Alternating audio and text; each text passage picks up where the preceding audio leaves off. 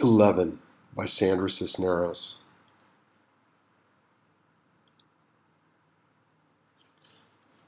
What they don't understand about birthdays and what they never tell you when you're 11, you're also 10 and 9 and 8 and 7 and 6 and 5 and 4 and 3 and 2 and 1. And when you wake up on your 11th birthday, you expect to feel 11, but you don't. You open your eyes and everything's just like yesterday, only it's today. And you don't feel 11 at all. You feel like you're still 10. And you are, underneath the year that makes you 11. Like some days, you might say something stupid, and that's part of you that's still 10. Or maybe some days you might need to sit on your mama's lap because you're scared, and that's part of you that's 5. And maybe one day, when you're all grown up, maybe you'll need to cry like if you're 3, and that's okay. And that's what I tell Mama when she's sad and needs to cry. Maybe she's feeling 3. Because the way you grow old is kind of like an onion, or like the rings inside a tree trunk, or like my little wooden dolls that fit one inside the other, each year inside the next one. That's how being 11 years old is. You don't feel 11, not right away.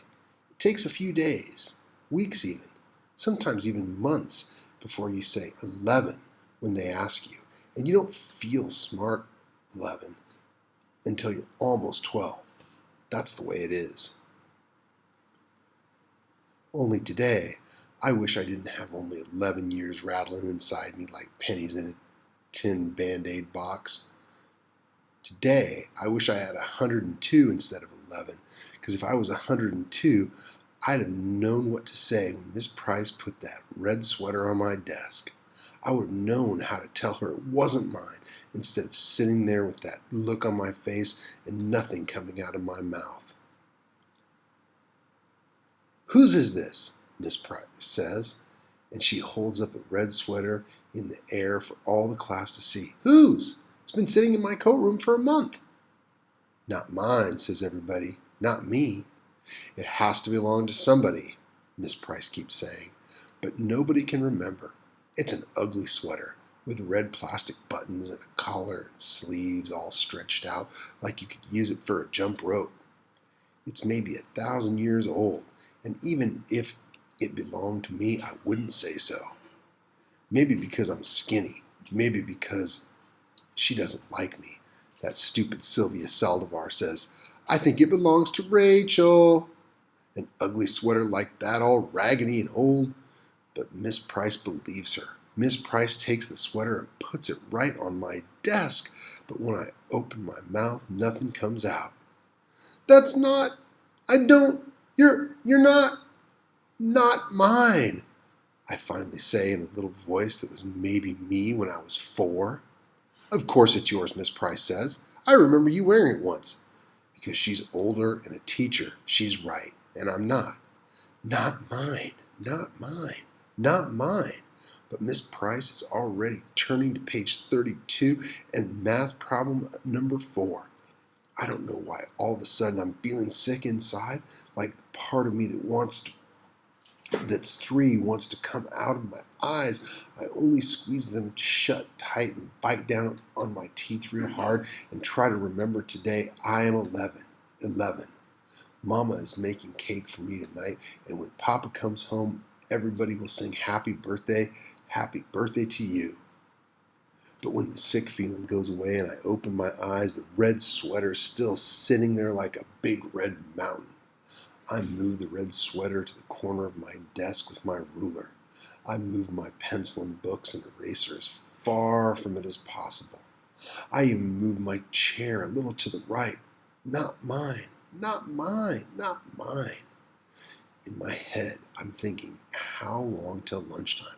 How long till I can take the red sweater and throw it over the schoolyard fence, or leave it hanging on a parking meter, or bunch it up into a little ball and toss it in the alley? Except when math period ends, Miss Price says loud in front of everybody, "Now, Rachel, that's enough," because she sees I've shoved the red sweater to the tippy corner of my desk and it's hanging all over the edge like a waterfall, but I don't care. Rachel, Miss Price says. She says it like she's getting mad. You put that sweater on right now and no more nonsense. But it's not now, Miss Price says. This is when I wish I wasn't 11 because all the years inside me, 10, 9, 8, 7, 6, 5, 4, 3, 2, and 1, are pushing at the back of my eyes when I put one arm through one sleeve of the sweater that smells like cottage cheese, and then the other arm through the other, and stand there with my arms apart like the sweater hurts me, and it does, all itchy and full of germs that aren't even mine. That's when everything I've been holding in since this morning, since when Miss Price put the sweater on my desk, finally lets go, and all of a sudden I'm crying in front of everybody. I wish I was invisible, but I'm not. I'm 11, and it's my birthday today, and I'm crying like I'm 3 in front of everybody. I put my head down on the desk and bury my face in the stupid clown sweater arms.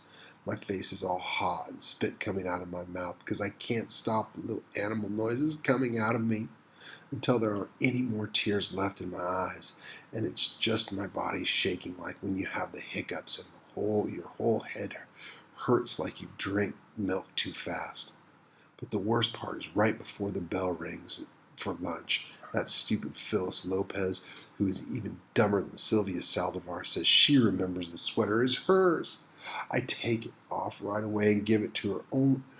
Only Miss Price pretends like everything's okay. Today I'm 11.